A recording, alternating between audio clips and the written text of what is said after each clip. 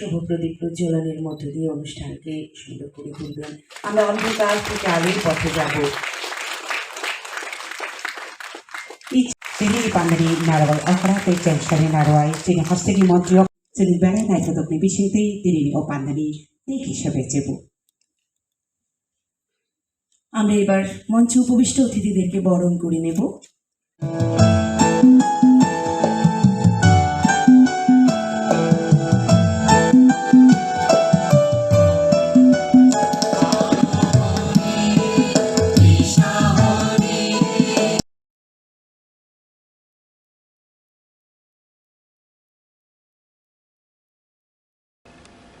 এই পর্যন্ত না পড়া কোনো কৃষক বলছে 3 লেয়ারে ফিশারি করছে, ডাকারি করছে, পিগারি করছে, মুরগা পালন করছে, আর সবগুলি থেকে রোজগার করছে।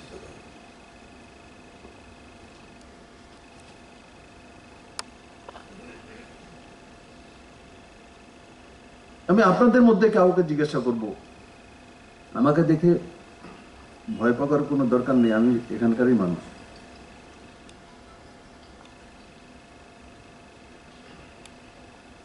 দাঁড়িয়ে বলা, আগেও কাজ করেছেন, এখনো কাজ করছে,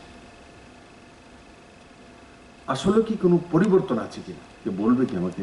দুইটা উদাহরণ।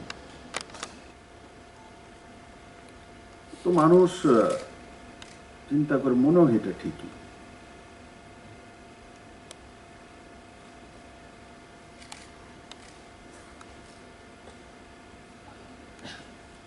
আমরা এমন একটা রাজ্যে, আমাদের জন্মভূমি ত্রিপুরা রাজ্য, কাজ করছি যেখানে লম্বে সময় পারদর্শী মিথ্যা কথক রাজসত্তাতে ছিল। পারদর্শী যেটা আমি বললাম, মাঠে ঘাটে, গ্রামে গঞ্জে, অফিসে, লাঞ্চের সময়, ছুটি হওয়ার সময়, ও পারদর্শিকতার সঙ্গে মিথ্যে কথা প্রচার করা। আমরা গ্রাজুয়েট এগ্রিবিসি অফিসার, আমরাও তখন কনফিউজড হয়ে যাই। আসলে সত্যি যেখানে যাই সেখানেই তো এটা শুনি।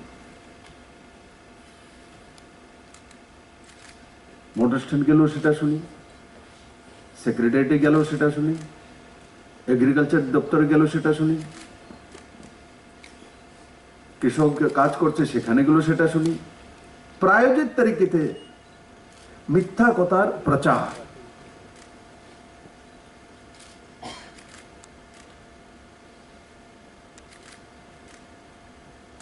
আমি যখন এই রাজ্যে এসেছিলাম 2015-তে কাজ করার জন্য, তখন দিল্লি থেকে শুনতাম স্বর্ণযুগ চলছে ত্রিপুরাতে, গোল্ডেন পিরিয়ড। আকাশ, বাতাস, পাতাল, অন্তরিক্ষ সব জায়গায়। আমারও মাঝে মাঝে গর্ব হতো, আরে আমি ত্রিপুরার ছেলে, ত্রিপুরাতে 25 বছরের টানা সরকার আছে, স্থায়ী সরকার, 20 বছরের মুখ্যমন্ত্রী, উন্নয়ন হচ্ছে, দেখো ত্রিপুরার নাম হচ্ছে।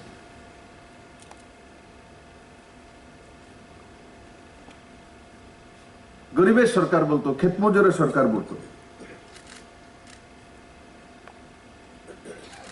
আসলে 2015-16-17-তে পার মান্থ কৃষকদের ইনকাম কত ছিল? 6,580 টাকা পার মান্থ।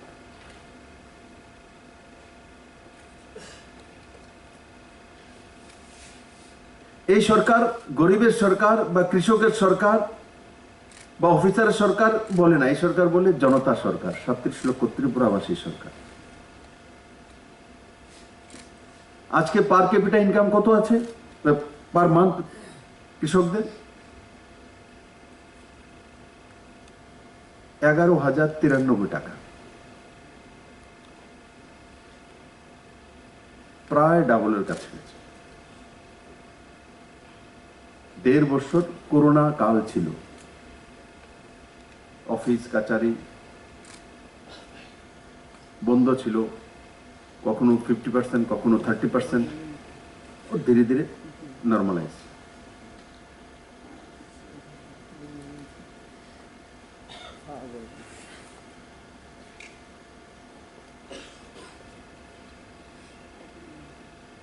এই যে মিথ্যা প্রচারে যাদের পিএইচডি আছে, ইনারা ত্রিপুরাতে দীর্ঘ সময় সত্তা আছে।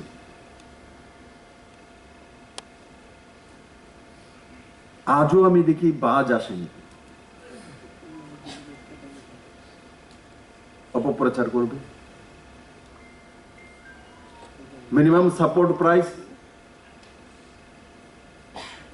18 টাকা 86 পয়সা থেকে এখন বেড়ে দাঁড়াবে 19 টাকা 40 পয়সা, এখন যে প্রকিউরমেন্ট হবে।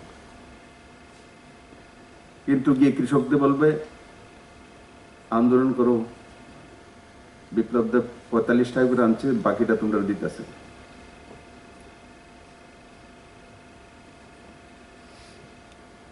করোনা কালও দেখেছি, প্রচার করে দিয়েছে, লিফলেট সিপাহী জলাতে আমি পেয়েছি,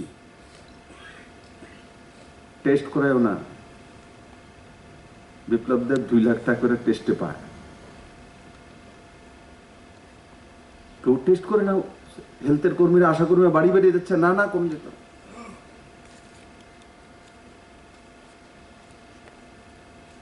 জীবন নিয়ে খেলা, তার মধ্যে মিথ্যাচার। অথচ যারা এগুলি করে প্রচার, ইনারা সবার আগে টেস্টিং করে নিয়েছেন, ইনারা সবার আগে ভ্যাকসিন যখন এসে ইঞ্জেকশনটা লাগিয়ে নিয়েছেন। আমি পরে পেয়েছি, কারণ আমার বিলো 50 নিচে বয়স, এখন 50 হয়ে গেছে।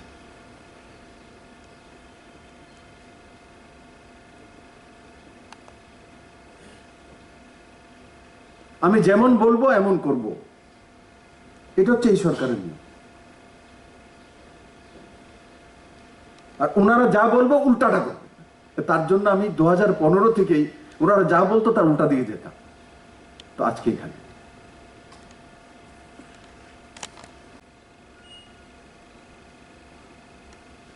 বলি, তাদেরকে প্রধানমন্ত্রী ফসল বীমা যোজনা আওতা আনা হতো না। হতে পারে তারা সেখানে তাদের প্রিমিয়াম দিত না, বা তারা সেখানে তাদেরকে পার্সু করা হতো না, তাদেরকে বলা হতো না, তাদের সেখানে ব্যবস্থা করা হতো না, কারণ সরকার তো আপনারাই ছিলেন। তাহলে পরিচালনা কোথাও গলদ ছিল, কারণ এই কাজটা আপনারাই করছেন, ওইখানেও আপনারা ছিলেন। 2017-18 থেকে অধিকাংশ অফিসার সেখানে ছিল, কিন্তু কেন হয়নি বা বর্তমানে হচ্ছে কেন? ডিফারেন্সটা এখানে বুঝতে হবে, সরকারের আন্তরিকতা। আমরা যদি চাই সঠিকভাবে কৃষকদের উন্নত করতে হবে, এটা মুখের কথা নয়, এবং তার জন্য সরকার সিদ্ধান্ত নেবে এবং তার সমস্ত কিছু কার্যকরগুলো আপনাদের করতে হবে। অবশ্যই আপনারা করেছেন, না করলে এতটা আমরা বৃদ্ধি পেত না। ফসল বীমা যোজনাতে 1190% আগের সরকারের দেওয়ার থেকে আমরা বৃদ্ধিতে করতে পেরেছি, এটা অ্যাচিভমেন্ট। এবং এই কাজে অবশ্যই আমি বলবো আমরা করেছে 2,56,000 আমরা খারিফে আমরা করতে পেরেছি এই 2021-22 সালে। এবারে যে এত বড় ক্ষতি হয়েছে অকাল বর্ষণে, এখনো সমস্ত হিসাব আমাদের তৈরি হচ্ছে। মাননীয় মুখ্যমন্ত্রী একটা খোঁজ নিচ্ছিলেন কবে দেওয়া হবে, কবে এটা করা হবে। আমাদের হর্টিকালচার ডিপার্টমেন্টের কমপ্লিট তার কত ক্ষতি হয়েছে তার ব্যবস্থা হয়েছে, এগ্রিকালচার ডিপার্টমেন্টও সেখানে আছে, এবং আগামী 1 কি 2 দিনের মধ্যে সেটা সাবমিট করা হবে। কারণ সেখানে অবশ্যই এখানে একটু প্রবলেম আছে, যেখানে ইন্স্যুরেন্স করা আছে ধানের ক্ষেত্রে, সেটা বাদ দিয়ে আবার কোনটা ইন্স্যুরেন্স করা নেই, কোন ক্ষেত্রে নেই, সেগুলো আলাদা করে করার জন্য একটু সময় নিতে হচ্ছে। আমাদের তো মাননীয় মুখ্যমন্ত্রী রেডি, আমরা তাদের ক্ষতিপূরণ আমরা দেওয়ার জন্য অবশ্যই পাবো। কিন্তু একটা কথা ঠিক, আপনারা এই জায়গায় নিন, এবার যারা ধানের এত কিছু সুযোগ দেওয়ার পরেও যারা এই ইন্স্যুরেন্সের আওতায় আনেনি নিজেদেরকে, কেন তাদের বলা হয়েছে, বা কারা না করেছে, বা কাদের কথা হয়েছে, কেন আমাদের অফিসাররা ওই সমস্ত সেক্টর সেখানে গিয়ে আমরা সেটা 100% কমপ্লিট করতে পারবো? সেই ভাবনাটা চিন্তাটা আপনাদের মধ্যে আলোচনা করতে হবে। সরকার চাইছে সরকার দেবে, তারপরে হবে না কেন? এই জায়গাগুলো আপনাদেরকে বিচার করতে হবে। এই সম্মেলন অবশ্যই সম্মেলন আপনাদের ঐক্যবদ্ধ ভাব, হ্যাঁ, এক ইউনিটি, একগ্রতা, ঐক্যতা না থাকলে কোনো কাজকে সফল করা যায় না, আমরা মানি। কিন্তু ঐক্যতার সঙ্গে সরকারের কাজকে আরো বেশিভাবে, সঠিকভাবে, সক্রিয়ভাবে সে পালন করার জন্য আপনারাই করবেন, আপনার দ্বারাই করতে হবে। কেন্দ্র খোলা শুরু করেছিল, যদিও আজকে রাজ্যে টোটাল আমাদের 37টি আমাদের যারা কৃষি অধিদপ্তর, সেখানে প্রতিটা জায়গায় একটা করে হবে। আমরা এখন পর্যন্ত অনেক হয়েছে, শুধু ওপেনিং করা বাকি আছে, বাকি সবটাই হবে। এটাই শেষ নয়, আরো বেশি করে যদি করা যেতে যাওয়ার পরিকল্পনা সরকার আছে, আরো জায়গায় সেখানে কৃষকদের কাছে আপনাদের জায়গায় যারা এই অভিজ্ঞতা, যারা কৃষি বিজ্ঞানী, যারা ওই সমস্ত কৃষক বন্ধু কেন্দ্রের থেকে তাদেরকে অভিজ্ঞতা দেবে 12 মাসে কি করতে হবে, সেই যে কনসেপ্ট আমরা নিচ্ছি আমাদের সরকার, সেটা সঠিকভাবে পৌঁছানোর জন্য আমাদের চেষ্টা, এবং সেটা করা গেলেই তবে কৃষক আরো বেশি উন্নত হবে। এবং কৃষকদের উন্নতির সঙ্গে সঙ্গে তাদের উৎপাদিত ফসল কি করে তাদের বাজার করা যাবে, তার জন্য মহাযজ্ঞ চলছে মাননীয় প্রধানমন্ত্রীর নেতৃত্বে, রাজ্যে মাননীয় মুখ্যমন্ত্রীর নেতৃত্বে। এটা আমাদের একটা যুদ্ধকালীন পরিস্থিতির মতো আমরা করেছি, কারণ গতকালও মাননীয় মুখ্যমন্ত্রী এ রাজ্যের আনারসকে প্রসেসিং করার মাধ্যমে জার্মান পাঠিয়ে এসছেন, শুরু করেছেন 40 মেট্রিক টন দিয়ে। তো আমার বক্তব্য হচ্ছে, আনারসকে আমরা করেছি, আনারস তো আমরা করিনি, আমাদের সরকার যেটা ছিল মানুষ করত, কিন্তু এই উৎপাদিত ফসলকে সঠিক বাজারজাত করা এটা সরকারের দায়বদ্ধতা। আরো উৎপাদন করার সুযোগ করে দেবো, তার বাজার করতে দেবো না, তার বাজারের চেষ্টা করবো না। তো এরকম হলে কখনোই কৃষক দাঁড়াতে পারবে না।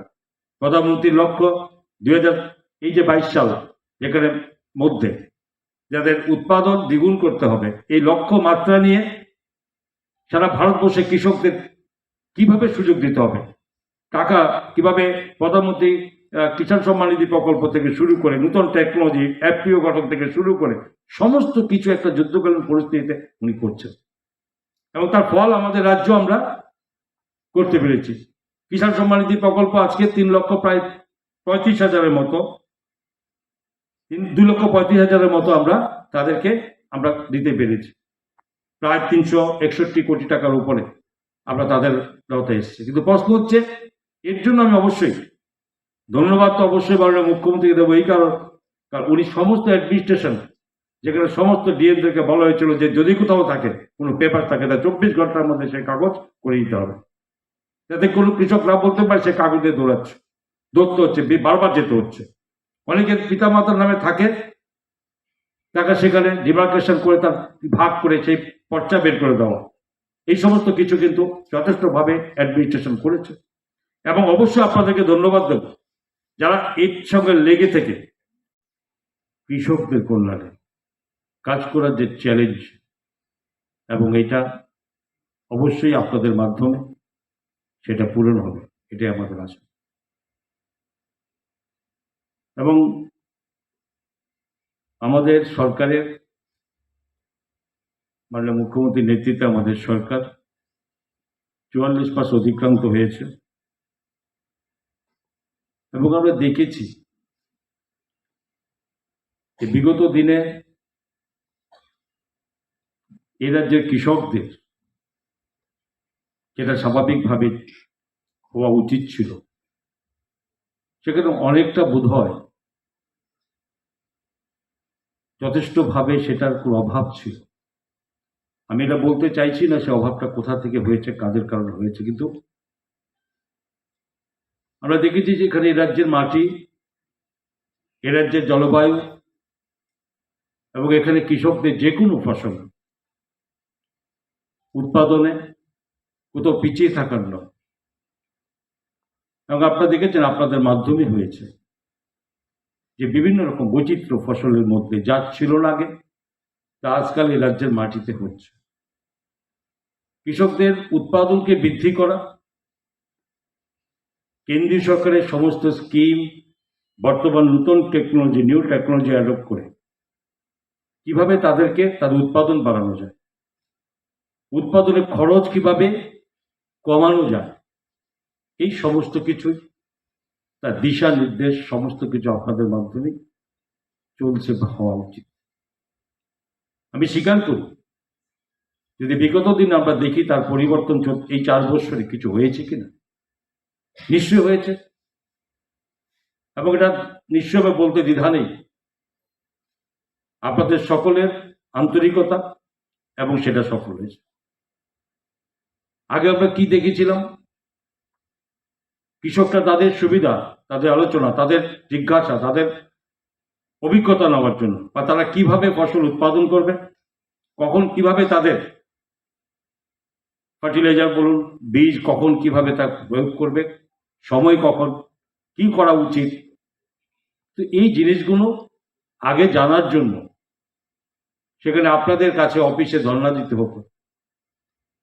আমরা সরকার আসার পরে যখন মাননীয় মুখ্যমন্ত্রী এক ত্রিপুরা শ্রেষ্ঠ ত্রিপুরা ঘোষণার ডাক, এবং তাদেরকে দিয়ে করতে হবে যেখানে প্রায় 46% বেশি মানুষ এ রাজ্যে কৃষিকাজের সঙ্গে যুক্ত, এবং সেই দিশাতে আমরা প্রথম Subscribe to Tripura Info and press the bell icon so that you never miss any latest updates and news on Tripura.